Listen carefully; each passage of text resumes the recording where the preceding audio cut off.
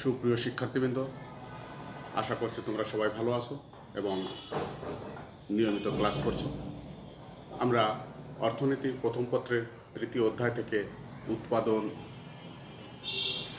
উৎপাদন আয় ও উৎপাদন ব্যয় অধ্যায় থেকে মোট উৎপাদন, গড় উৎপাদন, প্রান্তিক উৎপাদন বলতে কী বোঝায় সে বিষয়গুলো আমরা ইতিমধ্যে দেখেছি। আজ আমরা উৎপাদন বিধি মধ্য থেকে উৎপাদন বিধি ও মাত্রাগত উৎপাদন বিষয়টা আমরা দেখার চেষ্টা করব। মাত্রাগত উৎপাদন এবং উৎপাদন বিধি। উৎপাদন বিধির ইংরেজি নাম ল অফ রিটার্ন বা ল অফ প্রোডাকশন। প্রথমে আমরা উৎপাদন বিধিটা দেখব, পরে আমরা মাত্রাগত উৎপাদন নিয়েও আলোচনা করব। সুপ্রিয় শিক্ষার্থীবৃন্দ, আমরা চাহিদা বিধি এবং যোগান বিধি সম্পর্কে পূর্বেই আলোচনা করেছি। সেখান থেকে দেখেছি যে চাহিদা বিধির ক্ষেত্রে দাম এবং চাহিদার পরিমাণের উপর একটা সম্পর্ক থাকে। ঠিক একইভাবে উৎপাদন বিধিতে উৎপাদনের উপকরণ প্রয়োগ করে কী পরিমাণ দ্রব্য সামগ্রী উৎপাদন করা যায়, অর্থাৎ এই উৎপাদন এবং উপকরণের মধ্যকার যে সম্পর্ক তাকে উৎপাদন বিধি বলে।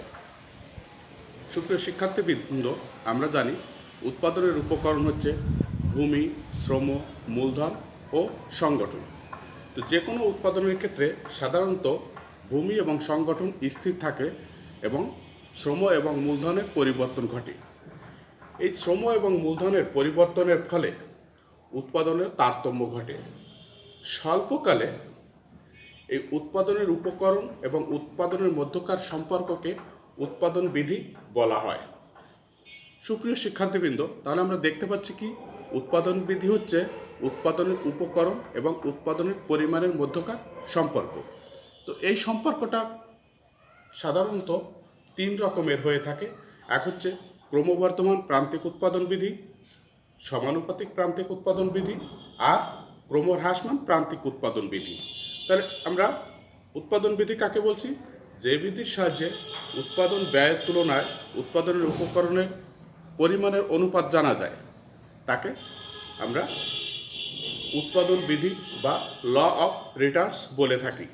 তাহলে উৎপাদনের পরিমাণ এবং উৎপাদনের উপকরণ এই দুইয়ের সম্পর্ককে আমরা বলছি উৎপাদন বিধি। এবং ইতিমধ্যে আমরা বলেছি উৎপাদন বিধি কয়েক প্রকার? তিন প্রকার। হ্যাঁ, নামগুলো আবারও জেনে নিই। ক্রমবর্ধমান প্রান্তিক উৎপাদন বিধি, সমানুপাতিক প্রান্তিক উৎপাদন বিধি আর ক্রমহ্রাসমান প্রান্তিক উৎপাদন বিধি। শিক্ষার্থীবৃন্দ, আমরা এই তিনটি বিষয় পর্যায়ক্রমে দেখে নেব। ক্রমবর্ধমান প্রান্তিক উৎপাদন বিধিতে যে পরিমাণ উপকরণ ব্যবহার করা হয় উৎপাদনের পরিমাণ তার চাইতে বেশি হারে বাড়ে। অর্থাৎ যে কোনো একটা উৎপাদন ক্ষেত্রে শ্রমের পরিমাণ যত বাড়ানো হয় উৎপাদনের পরিমাণ তার চাইতে বেশি হারে বৃদ্ধি পায়। সুপ্রিয় শিক্ষার্থীবৃন্দ, আমরা এখানকার শখটা থেকে একটু দেখার চেষ্টা করি। এখান থেকে আমাদের জমির পরিমাণ স্থির এবং শ্রমের পরিবর্তন করা হয়েছে। শ্রমের পরিবর্তনের ফলে আমাদের মোট উৎপাদন পর্যায়ক্রমে বেড়েছে। আমরা দেখতে পাচ্ছি যে 1 একর জমিতে যদি একজন বা 1 একক শ্রমিক নিয়োগ করা হয় তাহলে উৎপাদন আমরা 4 মণ পাই। তাহলে মোট উৎপাদন 4 মণ হয় এবং প্রান্তিক উৎপাদনও 4 মণ হয়। পরবর্তীতে আমরা দেখতে পাচ্ছি শ্রমিক 2 জন নিয়োগ করলে আমাদের মোট উৎপাদন হয় 10 একক। তাহলে এক্ষেত্রে প্রান্তিক উৎপাদনটা কত হবে? আমরা 10 থেকে 4 বাদ দিলে যেটা পাবো সে 6 মণ। এবং তৃতীয় এককের জন্য মোট উৎপাদন পাই 20 মণ এবং সেক্ষেত্রে আমাদের প্রান্তিক উৎপাদন হয় কত? 20 বিয়োগ 10 সমান 10 মণ। ঠিক একইভাবে চতুর্থ একক শ্রম নিয়োগ করার ফলে মোট উৎপাদন বেড়ে হয় 35 একক। এক্ষেত্রে প্রান্তিক উৎপাদন হবে 35 বিয়োগ 20 সমান 15 একক। এই হচ্ছে ক্রমবর্ধমান প্রান্তিক উৎপাদন বিধির তালিকা। এখান থেকে আমরা যদি চিত্র আঁকতে যাই তাহলে আমরা দুটো চিত্র পাবো। এক হচ্ছে মোট উৎপাদনের চিত্র আর একটা হচ্ছে প্রান্তিক উৎপাদনের চিত্র। তো আমরা যেহেতু বিধির নামটা বলেছি ক্রমবর্ধমান প্রান্তিক উৎপাদন বিধি, তাহলে আমরা সে প্রান্তিক উৎপাদন বিধির যে চিত্রটা সেটা আঁকার চেষ্টা করব। তাহলে এবার আমরা রেখাচিত্রে যাই। রেখাচিত্রে লম্ব অক্ষে ও উভয় অক্ষে উৎপাদনের পরিমাণ আর ও এক্স অক্ষে উপকরণ। আমরা জানি যে ভূমির পরিমাণ যেহেতু একই, তাহলে শ্রমের পরিবর্তনটা হচ্ছে, আমরা সেটা ধরে নিই 1 একক, 2 একক, 3 একক, 4 একক। এবং উৎপাদনের পরিমাণ এদিকে আমরা 5, 10, 15, 20। সুপ্রিয় শিক্ষার্থীবৃন্দ, আমরা দেখতে পাচ্ছি একজন শ্রমিক যখন দেখাচ্ছি তখন আমাদের প্রান্তিক উৎপাদন হচ্ছে 4। তাহলে আমরা সেই বিন্দুটা পেতে পারি এখান থেকে যোগ করে, যে এই বিন্দুটা হতে পারে।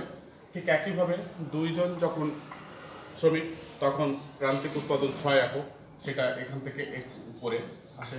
অর্থাৎ আমরা যদি রেখাচিত্রে এঁকে দেখাতে চাই তাহলে এইভাবে পেতে পারি, এর পরের টাকা পেতে পারি। সুপ্রিয় শিক্ষার্থীবৃন্দ, যখন 3 একক শ্রমিক নিয়োগ করছি তখন প্রান্তিক উৎপাদন 10 একক। আমরা এটা চিত্রের সাহায্যে দেখিয়ে দিতে পারি, এই বিন্দুটা পাই। এবং 4 একক যখন শ্রম বা 4 জন শ্রমিক নিয়োগ করছি তখন প্রান্তিক উৎপাদন 15 একক। এটা আমরা মার্কিং করে দেখাতে পারি। তাহলে এখান থেকে ক্রমবর্ধমান প্রান্তিক উৎপাদন বৃদ্ধির রেখাচিত্রটা আমরা এইভাবে পেতে পারি। এটা হচ্ছে মার্জিনাল প্রোডাক্ট। সুপ্রিয় শিক্ষার্থীবৃন্দ, তাহলে আমরা দেখলাম যে ক্রমবর্ধমান প্রান্তিক উৎপাদন বৃদ্ধিতে প্রান্তিক উৎপাদন মার্জিনাল প্রোডাক্ট রেখাটা বাম থেকে ডান দিকে পর্যায়ক্রমে ঊর্ধ্বগামী হয়ে থাকে। তাহলে এক্ষেত্রে আমরা দেখতে পাচ্ছি যে হারে শ্রম নিয়োগ করা হয়েছে তার চাইতে উৎপাদন বেশি হারে বেড়েছে। শিক্ষার্থীবৃন্দ, একইভাবে আমরা সমানুপাতিক প্রান্তিক উৎপাদন বৃদ্ধিটাও দেখাতে পারি। সেই ক্ষেত্রে আমরা কি দেখতে পাই যে শ্রমিক যে হারে নিয়োগ করা হয় উৎপাদনও ঠিক সেই একই হারে বাড়ে। বিষয়টা আমরা দেখি যে আমরা যদি তথ্যগুলো আমরা চেঞ্জ করি বা পরিবর্তন করি তাহলে আমরা সেই বিষয়গুলো পেতে পারি। আমরা খেয়াল করি যে আমরা যদি একজন শ্রমিক নিয়োগ করি তাহলে মোট উৎপাদন 5 মণ পেলে প্রান্তিক উৎপাদনও 5 মণ হয়। 2 জন শ্রমিক নিয়োগ করে উৎপাদন হলো 10 একক, তাহলে এক্ষেত্রে প্রান্তিক উৎপাদন হলো 5 একক। 3 জন শ্রমিক নিয়োগ করলে মোট উৎপাদন হলো 15 একক, তাহলে প্রান্তিক উৎপাদন হলো 5 একক। 4 জন শ্রমিক নিয়োগ করার ফলে এটা হলো 20 একক, তাহলে প্রান্তিক উৎপাদন হলো 5 একক। সুপ্রিয় শিক্ষার্থীবৃন্দ, তাহলে এখান থেকে দেখতে পাচ্ছি যে মোট উৎপাদন বাড়লেও প্রান্তিক উৎপাদন একই রয়ে গেছে। তাহলে সমানুপাতিক উৎপাদন বৃদ্ধিতে আমরা কি বলতে পারি যে উৎপাদনের জন্য উপকরণ তথা শ্রম যে হারে বাড়ানো হচ্ছে মোট উৎপাদনও সেই একই হারে বাড়ছে, যে কারণে প্রান্তিক উৎপাদন সব ক্ষেত্রে সমান থাকছে। তাহলে এই ক্ষেত্রে প্রান্তিক উৎপাদন রেখাটা কেমন হবে আমরা দেখতে পারি যে এটা ভূমি অক্ষের সমান্তরাল হয়। যে উৎপাদন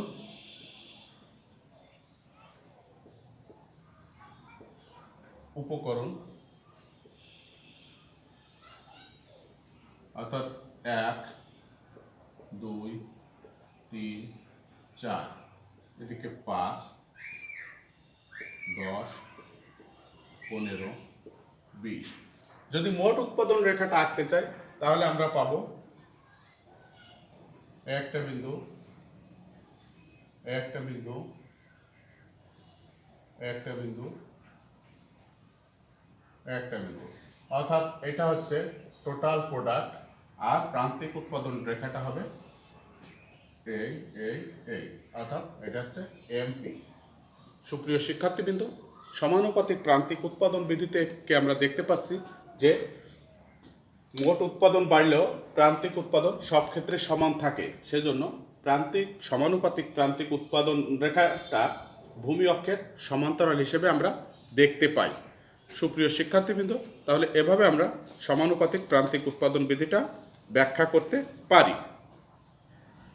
সুপ্রিয় শিক্ষার্থীবৃন্দ, আমরা আজ ক্রমহ্রাসমান প্রান্তিক উৎপাদন বৃদ্ধি বিষয়টিও এখানে আলোচনা করব।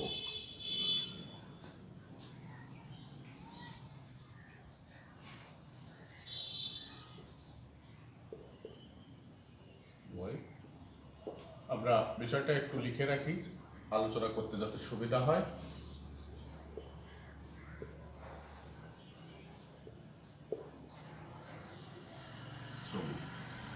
তাহলে আমাদের সেই একই ছক থেকে আমরা দেখার চেষ্টা করি যে কিভাবে আমরা ক্রমহ্রাসমান প্রান্তিক উৎপাদন বিধিটি আলোচনা করতে পারি।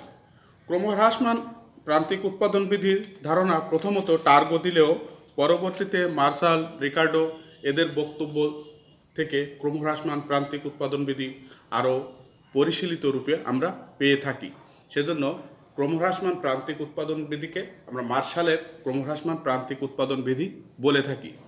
অধ্যাপক মার্শাল ক্রমহ্রাসমান প্রান্তিক উৎপাদন বিধি সম্পর্কে বলেছেন যে কোনো নির্দিষ্ট পরিমাণ জমিতে চাষের জন্য অধিক হারে শ্রম ও মূলধন নিয়োগ করতে থাকলেও উৎপাদন সাধারণ অনুপাতের চেয়ে কম হারে বৃদ্ধি পায়।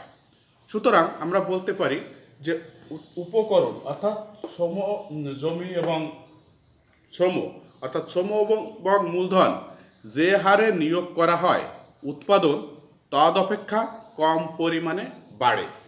এজন্য একে ক্রমহ্রাসমান প্রান্তিক উৎপাদন বিধি বলা হয়।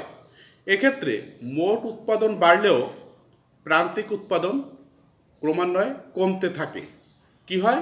ক্রমহ্রাসমান প্রান্তিক উৎপাদন বিধিতে মোটে উৎপাদনের পরিমাণ বাড়লেও প্রান্তিক উৎপাদন ক্রমান্বয়ে কমতে থাকে। বিষয়টা আমরা চিত্র এবং সূচির সাহায্যে ব্যাখ্যা করার চেষ্টা করি। তো তার আগে আমরা কিছু অনুমিত শর্ত ধরে নিতে পারি যে ভূমির যোগান এবং উর্বরতা স্থির, যা আমাদের এখানে ছকে বলা হয়েছে জমির পরিমাণ একই থাকে, উৎপাদন কলাকৌশল বা প্রযুক্তি স্থির থাকে, অন্যান্য উপকরণগুলো স্থির থাকবে এবং জানি যে উৎপাদন বিধিতে স্বল্পকালীন সময় বিবেচ্য। তাহলে এর আলোকে আমরা একটা সূচি তৈরি করার চেষ্টা করি যে প্রথমে একজন শ্রমিক নিয়োগ করার ফলে আমাদের মোট উৎপাদন হলো 50 মণ, তাহলে প্রান্তিক উৎপাদন হচ্ছে 50 মণ। ধরি দুইজন শ্রমিক নিয়োগ করার ফলে মোট উৎপাদন হলো 90 মণ, তাহলে প্রান্তিক উৎপাদনটা কত পাবো? 90 বিয়োগ 50 সমান 40। ধরে নিই তৃতীয় একক শ্রম নিয়োগ করার ফলে মোট উৎপাদন হলো 120 মণ, তাহলে প্রান্তিক উৎপাদন হবে 120 বিয়োগ 90 সমান 30 মণ। 4 একক নিয়োগ করার ফলে মোট উৎপাদন হলো 140 মণ, তাহলে প্রান্তিক উৎপাদন হবে 140 বিয়োগ 120 সমান 20 মণ। সুপ্রিয় শিক্ষার্থীবৃন্দ, তাহলে এখান থেকে দেখতে পাচ্ছি কি যে শ্রমের পরিমাণ যতই বাড়ানো হোক মোট উৎপাদনও সেই হারে কিছু হারে বেড়েছে, কিন্তু প্রতি ধাপে প্রান্তিক উৎপাদন কি হয়েছে? পূর্বের তুলনায় কমে গেছে। অর্থাৎ প্রথম এককের জন্য 50 মণ থাকলেও দ্বিতীয় এককের জন্য 40 মণ হয়েছে প্রান্তিক উৎপাদন, তৃতীয় এককের জন্য 30 মণ এবং চতুর্থ এককের জন্য 20 মণ। সুপ্রিয় শিক্ষার্থীবৃন্দ, তাহলে এখান থেকে আমরা যদি এমপি রেখা অর্থাৎ প্রান্তিক উৎপাদন রেখা অঙ্কন করতে চাই, তাহলে আমরা চিত্রটা সে পূর্বের মতো দেখে নিই। 1 একক, 2, 3, 4, এদিকে আমরা ধরে নিই 10, 20, 30, 40, 50। সুপ্রিয় শিক্ষার্থীবৃন্দ, আমরা দেখছি একজন শ্রমিকের ক্ষেত্রে প্রান্তিক উৎপাদন 50 মণ, অর্থাৎ রেখাটা এই বিন্দুটা পেতে পারি। ঠিক একইভাবে দুইজন শ্রমিক নিয়োগ করলে প্রান্তিক উৎপাদন 40 একক, অর্থাৎ এখান থেকে এটা পেতে পারি এটা, তারপরে 3 এককে 30, 4 এককে 20।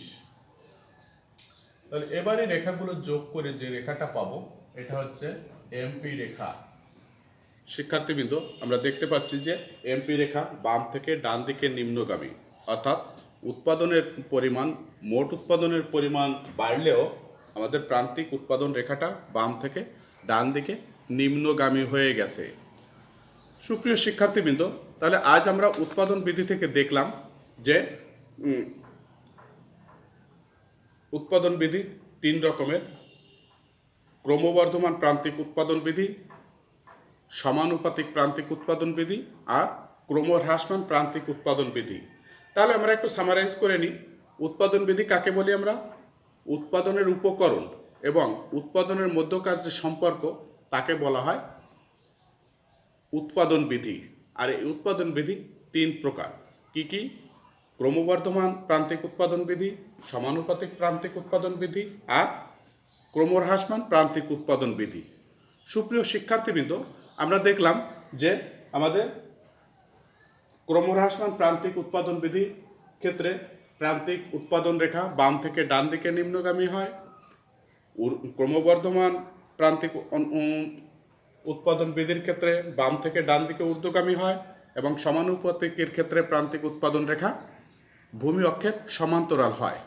তবে ক্রমহ্রাসমান প্রান্তিক উৎপাদন বিধির কিছু ব্যতিক্রমও আছে, যে সব ক্ষেত্রে যে এরকম কমতে থাকে এটা কিন্তু ঠিক নয়।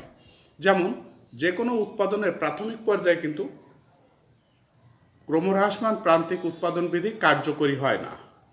চাষের ক্ষেত্রে যদি নতুন নতুন প্রযুক্তি প্রয়োগ করা হয় তাহলেও কিন্তু ক্রমহ্রাসমান প্রান্তিক উৎপাদন বিধিটি কার্যকর হয় না। এরপর প্রাকৃতিক কিছু কারণ, অর্থাৎ